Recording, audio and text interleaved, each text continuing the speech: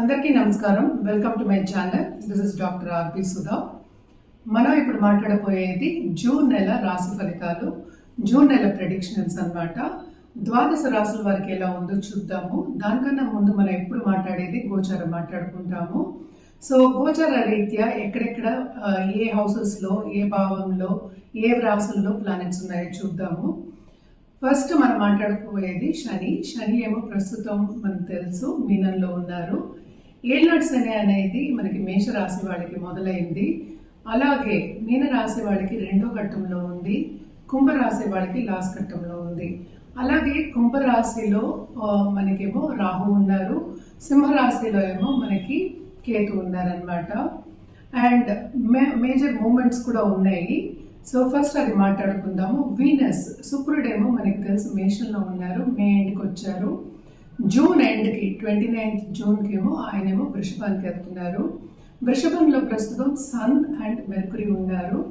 Mercury ఏమో 7th 6th June అలాగేమో జెమినైకి వెళ్తున్నారు, అంటే మిథునానికి వెళ్తున్నారు. తర్వాత 22nd జూన్కి ఏమో కర్కాటకానికి వెళ్తున్నారు అనమాట. కర్కాటకంలో ప్రస్తుతం మనకి మార్స్ డెబిలిటేషన్ స్టేట్లో ఉన్నారు. సో డెబిలిటేషన్ స్టేట్ నుంచి ఆయన బయటకు వస్తున్నారు 7th జూన్ అనమాట. అలాగే మనకి తెలుసు చంద్రుడు 2 రోజులకు ఒకసారి మారుతూ ఉంటారు. సన్ ఏమో మనకి జూన్ 15కి మిథునానికి వెళ్తున్నారు. సో మిథునంలో ఆల్రెడీ మనకి తెలుసు జూపిటర్ ఉన్నారు, అంటే గురువు ఉన్నారనమాట, మేజర్ గ్రహం. సో ఇది గ్రహస్థితి మనకి జూన్లో ఉన్నది. మేజర్ మూమెంట్స్ ఏంటంటే మనకి శుక్రుడు మూమెంట్ ఉంది, ఎందుకంటే ఆయన వృషభానికి వెళ్తున్నారు అనమాట ఎండ్ మనకి జూన్ ఎండ్కి. అలాగే ఏంటంటే మెర్కురీ మూమెంట్ కూడా ఉందన్నమాట, అలాగే సన్ మూమెంట్ కూడా ఉంది. జనరల్గా ఎప్పుడు మనం పరిహారాలు చెప్పినప్పుడు మనం ఏంటంటే నవగ్రహ స్తోత్రాలు అలాగే నవగ్రహ పూజలు చేయమని చెప్తాము. అది లేని పక్షాన్ని ఏంటంటే నవగ్రహం చుట్టూ ప్రదక్షిణ చేయడం వెరీ వెరీ ఇంపార్టెంట్. అంటే ఒక 9 times కానీ 11 times కానీ 54 times కానీ లేకపోతే 108 times కానీ చేయొచ్చు. సో నిత్య పూజలు చేసే వాళ్ళకి ఎప్పుడైనా సరే పాజిటివిటీ అనేది ఎక్కువ ఉంటుంది. ఎప్పుడులాగే ఏంటంటే అన్ని నెలలు మనం మాట్లాడుకున్నట్టే కొన్ని రాసుల వారికి చాలా బాగుంటుంది, కొన్ని రాసుల వారికి అంత బాగుండదు. ఏదైనా మిశ్రమమే. లైఫ్ అనేది ఏంటంటే ఎక్కువ తక్కువలు అనేది మనం చూస్తూనే ఉంటాం అన్నమాట. సో ఇప్పుడు ద్వాదశ రాసుల వారికి ఎలా ఉందో చూద్దాం. ఇప్పుడు మనం మాట్లాడుకోబోయేది మీనరాశి వాళ్ళ సంగతి అనమాట. మీనరాశి వాళ్ళకి జూన్ 2025 ఎలా ఉందో చూద్దాము. ఏం ఘోషిస్తున్నాయో చూద్దాం. వీళ్ళకి కూడా మిశ్రమ ఫలితాలు ఘోషిస్తున్నాయి, ఎందుకంటే వీళ్ళకి ఏళ్ళనాటి శని ఉంది.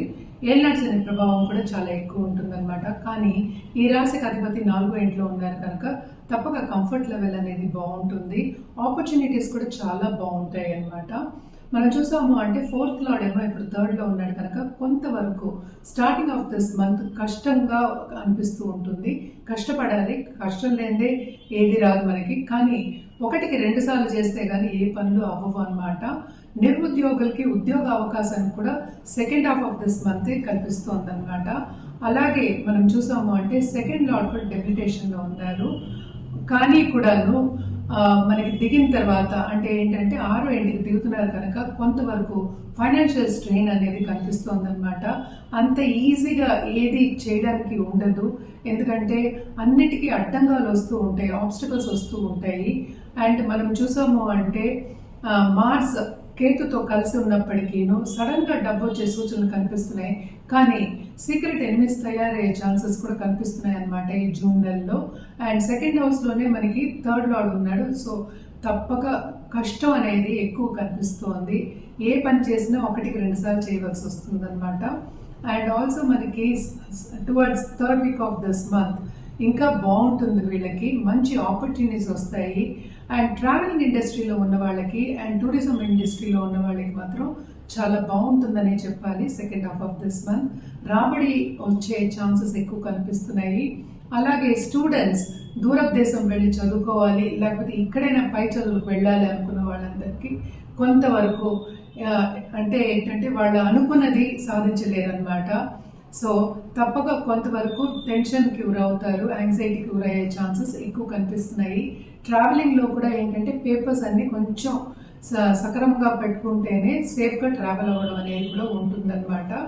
అండ్ ఆల్సో మనం చూసాము అంటే 12th హౌస్లో రాహు ఉన్నాడు కనుక లాంగ్ టైం ట్రావెల్ కూడా ప్లాన్ చేసే సూచనలు కనిపిస్తున్నాయి ఈ రాశిలో ఉన్న వాళ్ళకి. అలాగే దాంపత్య జీవితానికి వస్తే కనుక తప్పక విభేదాలు అనేవి కనిపిస్తున్నాయి. కుటుంబంలో కూడా కొంతవరకు అంత అనుకూల పరిస్థితి లేదు, కొన్ని ప్రాబ్లమ్స్ అన్ని కుటుంబ పరంగా వీళ్ళు ఫేస్ చేస్తారు అని కనిపిస్తుంది అనమాట. ఫైనాన్షియల్గా కూడా స్టార్టింగ్ ఆఫ్ దిస్ మంత్ చాలా ఖర్చులు అనేవి ఎక్కువ ఉంటాయి అన్నమాట. హెల్త్ విషయం మీద మాత్రం తప్పక ధ్యాస పెట్టుకోవాలి. అలాగే ఏంటంటే దాంపత్య జీవితం కానీ లవ్ రిలేషన్షిప్ కానీ మనం ఏంటంటే కొంచెం జాగ్రత్తగా ఉండడం అనేది మంచిది, జాగ్రత్తగా మసులుకోవడం పార్ట్నర్తో అనేది మంచిది. బిజినెస్ పీపుల్ కూడా ఏంటంటే స్టార్టింగ్ ఆఫ్ దిస్ మంత్ అంత బాగాలేదు, towards end of this month కొంతవరకు బాగుంటుంది. ఎందుకంటే థర్డ్ లార్డేమో 3వ ఇంట్లోకి వెళ్ళిపోతాడు, 3వ లార్డేమో అంటే శుక్రుడేమో 3వ ఇంటికి వెళ్ళిపోతారు కనుక తప్పక ఆ టైంలో బాగుంటుంది. అండ్ ఆల్సో ఏంటంటే సినిమా రంగంలో ఉన్న వాళ్ళకి కూడా ఆ టైంలో కొంతవరకు రాబడి అనేది చూస్తారనమాట. అండ్ జూపిటర్ 4th హౌస్లో ఉన్నారు కనుక ప్లస్ పాయింట్ అయింది వీళ్ళకి. ఏదైనప్పటికీ ఏల్నాడ్స్ అనే ప్రభావం అనేది చాలా ఎక్కువ ఉంది వీళ్ళకి. అండ్ ఆల్సో ఏంటంటే దాంపత్య జీవితం కానీ లవ్ రిలేషన్షిప్ కానీ బ్రేక్ అయ్యే ఛాన్సెస్ ఎక్కువ కనిపిస్తున్నాయి. అండ్ ఆల్సో నిరుద్యోగులకి ఉద్యోగ అవకాశం అనేది వాళ్ళకి కావాల్సినట్టు ఏర్పడదన్నమాట. సో చాలా కష్టపడితే కానీ ముందుకి వెళ్ళలేని ఒక పరిస్థితి అనేది కనిపిస్తోంది జూన్లో. సో కొంతవరకు జాగ్రత్త వహించడం మంచిది. అలాగే ఎవరికైనా లోన్స్ ఇస్తే కనుక తిరిగి రాదు.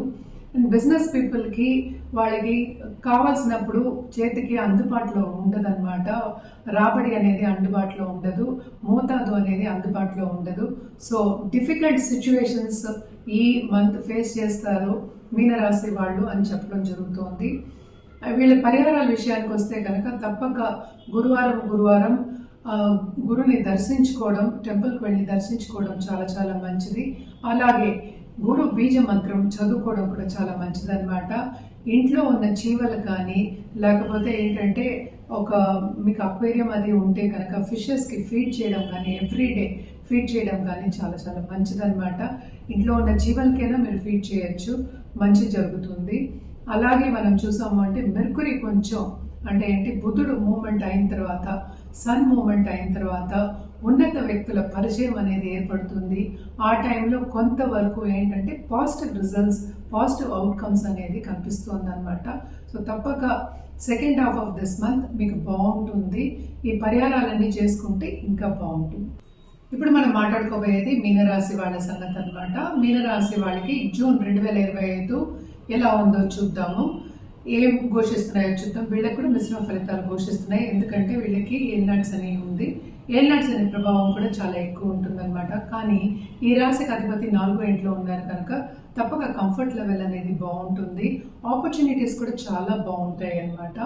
మనం చూసాము అంటే 4th లార్డ్ ఏమో ఇప్పుడు 3rdలో ఉన్నాడు కనుక కొంతవరకు స్టార్టింగ్ ఆఫ్ దిస్ మంత్ కష్టంగా అనిపిస్తూ ఉంటుంది. కష్టపడాలి, కష్టం లేదే ఏది రాదు మనకి. కానీ 1కి 2 సార్లు చేస్తే కానీ ఏ పనులు అవ్వవు అనమాట. నిరుద్యోగులకి ఉద్యోగ అవకాశం కూడా second half of this month కనిపిస్తుంది అనమాట. అలాగే మనం చూసాము అంటే 2nd లార్డ్ కూడా డెబిలిటేషన్లో ఉన్నారు. కానీ కూడాను మనకి దిగిన తర్వాత అంటే ఏంటంటే 6వ ఇంటికి దిగుతున్నారు కనుక కొంతవరకు ఫైనాన్షియల్ స్ట్రెయిన్ అనేది కనిపిస్తుంది అనమాట. అంత ఈజీగా ఏది చేయడానికి ఉండదు. ఎందుకంటే అన్నిటికీ అడ్డంగాలు వస్తూ ఉంటాయి, ఆబ్స్టికల్స్ వస్తూ ఉంటాయి. అండ్ మనం చూసాము అంటే మార్స్ కేతుతో కలిసి ఉన్నప్పటికీను సడన్గా డబ్బు వచ్చే సూచనలు కనిపిస్తున్నాయి. కానీ సీక్రెట్ ఎనిమీస్ తయారయ్యే ఛాన్సెస్ కూడా కనిపిస్తున్నాయి అన్నమాట ఈ జూన్ నెలలో. అండ్ 2nd హౌస్లోనే మనకి 3rd లార్డ్ ఉన్నాడు. సో తప్పక కష్టం అనేది ఎక్కువ కనిపిస్తోంది. ఏ పని చేసినా 1కి 2 సార్లు చేయవలసి వస్తుంది అనమాట. అండ్ ఆల్సో మనకి towards 3rd week off this month ఇంకా బాగుంటుంది. వీళ్ళకి మంచి ఆపర్చునిటీస్ వస్తాయి. అండ్ ట్రావెలింగ్ ఇండస్ట్రీలో ఉన్న వాళ్ళకి అండ్ టూరిజం ఇండస్ట్రీలో ఉన్న వాళ్ళకి మాత్రం చాలా బాగుంటుందనే చెప్పాలి. Second half of this month రాబడి వచ్చే ఛాన్సెస్ ఎక్కువ కనిపిస్తున్నాయి. అలాగే స్టూడెంట్స్ దూరపు దేశం వెళ్ళి చదువుకోవాలి, లేకపోతే ఇక్కడైనా పై చదువులకు వెళ్ళాలి అనుకున్న వాళ్ళందరికీ కొంతవరకు అంటే ఏంటంటే వాళ్ళు అనుకున్నది సాధించలేరన్నమాట. సో తప్పక కొంతవరకు టెన్షన్కి గురవుతారు, యాంగ్జైటీకి గురయ్యే ఛాన్సెస్ ఎక్కువ కనిపిస్తున్నాయి. ట్రావెలింగ్లో కూడా ఏంటంటే పేపర్స్ అన్నీ కొంచెం సక్రమంగా పెట్టుకుంటేనే సేఫ్గా ట్రావెల్ అవ్వడం అనేది కూడా ఉంటుందన్నమాట. అండ్ ఆల్సో మనం చూసాము అంటే 12th హౌస్లో రాహు ఉన్నాడు కనుక లాంగ్ టైం ట్రావెల్ కూడా ప్లాన్ చేసే సూచనలు కనిపిస్తున్నాయి ఈ రాశిలో ఉన్న వాళ్ళకి. అలాగే దాంపత్య జీవితానికి వస్తే కనుక తప్పక విభేదాలు అనేవి కనిపిస్తున్నాయి. కుటుంబంలో కూడా కొంతవరకు అంత అనుకూల పరిస్థితి లేదు, కొన్ని ప్రాబ్లమ్స్ అన్ని కుటుంబ పరంగా వీళ్ళు ఫేస్ చేస్తారు అని కనిపిస్తుంది అనమాట. ఫైనాన్షియల్గా కూడా స్టార్టింగ్ ఆఫ్ దిస్ మంత్ చాలా ఖర్చులు అనేవి ఎక్కువ ఉంటాయి అన్నమాట. హెల్త్ విషయం మీద మాత్రం తప్పక ధ్యాస పెట్టుకోవాలి. అలాగే ఏంటంటే దాంపత్య జీవితం కానీ లవ్ రిలేషన్షిప్ కానీ మనం ఏంటంటే కొంచెం జాగ్రత్తగా ఉండడం అనేది మంచిది, జాగ్రత్తగా మసులుకోవడం పార్ట్నర్తో అనేది మంచిది. బిజినెస్ పీపుల్ కూడా ఏంటంటే స్టార్టింగ్ ఆఫ్ దిస్ మంత్ అంత బాగాలేదు, towards end of this month కొంతవరకు బాగుంటుంది. ఎందుకంటే థర్డ్ లార్డేమో మూడో ఇంట్లోకి వెళ్ళిపోతాడు, మూడో లార్డేమో అంటే శుక్రుడేమో మూడో ఇంటికి వెళ్ళిపోతారు కనుక తప్పక ఆ టైంలో బాగుంటుంది. అండ్ ఆల్సో ఏంటంటే సినిమా రంగంలో ఉన్న వాళ్ళకి కూడా ఆ టైంలో కొంతవరకు రాబడి అనేది చూస్తారనమాట. అండ్ జూపిటర్ 4th హౌస్లో ఉన్నారు కనుక ప్లస్ పాయింట్ అయింది వీళ్ళకి. ఏదైనప్పటికీ ఏల్నాడ్స్ అనే ప్రభావం అనేది చాలా ఎక్కువ ఉంది వీళ్ళకి. అండ్ ఆల్సో ఏంటంటే దాంపత్య జీవితం కానీ లవ్ రిలేషన్షిప్ కానీ బ్రేక్ అయ్యే ఛాన్సెస్ ఎక్కువ కనిపిస్తున్నాయి. అండ్ ఆల్సో నిరుద్యోగులకి ఉద్యోగ అవకాశం అనేది వాళ్ళకి కావాల్సినట్టు ఏర్పడదన్నమాట. సో చాలా కష్టపడితే కానీ ముందుకి వెళ్ళలేని ఒక పరిస్థితి అనేది కనిపిస్తోంది జూన్లో. సో కొంతవరకు జాగ్రత్త వహించడం మంచిది. అలాగే ఎవరికైనా లోన్స్ ఇస్తే కనుక తిరిగి రాదు. అండ్ బిజినెస్ పీపుల్కి వాళ్ళకి కావాల్సినప్పుడు చేతికి అందుబాటులో ఉండదన్నమాట. రాబడి అనేది అందుబాటులో ఉండదు, మోతాదు అనేది అందుబాటులో ఉండదు. సో డిఫికల్ట్ సిచ్యువేషన్స్ ఈ మంత్ ఫేస్ చేస్తారు మీనరాశి వాళ్ళు అని చెప్పడం జరుగుతోంది. వీళ్ళ పరిహారాల విషయానికి వస్తే కనుక తప్పక గురువారం గురుని దర్శించుకోవడం, టెంపుల్కి వెళ్ళి దర్శించుకోవడం చాలా చాలా మంచిది. అలాగే గురు బీజ మంత్రం చదువుకోవడం కూడా చాలా మంచిదన్నమాట.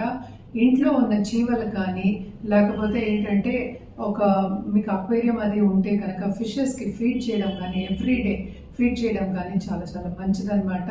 ఇంట్లో ఉన్న చీమలకైనా మీరు ఫీడ్ చేయొచ్చు, మంచి జరుగుతుంది. అలాగే మనం చూసాము అంటే మెర్కురీ కొంచెం అంటే ఏంటి బుధుడు మూమెంట్ అయిన తర్వాత, సన్ మూమెంట్ అయిన తర్వాత ఉన్నత వ్యక్తుల పరిచయం అనేది ఏర్పడుతుంది. ఆ టైంలో కొంతవరకు ఏంటంటే పాజిటివ్ రిజల్ట్స్, పాజిటివ్ అవుట్కమ్స్ అనేది కనిపిస్తుంది అనమాట. సో తప్పక second half of this month మీకు బాగుంటుంది. ఈ పరిహారాలన్నీ చేసుకుంటే ఇంకా బాగుంటుంది.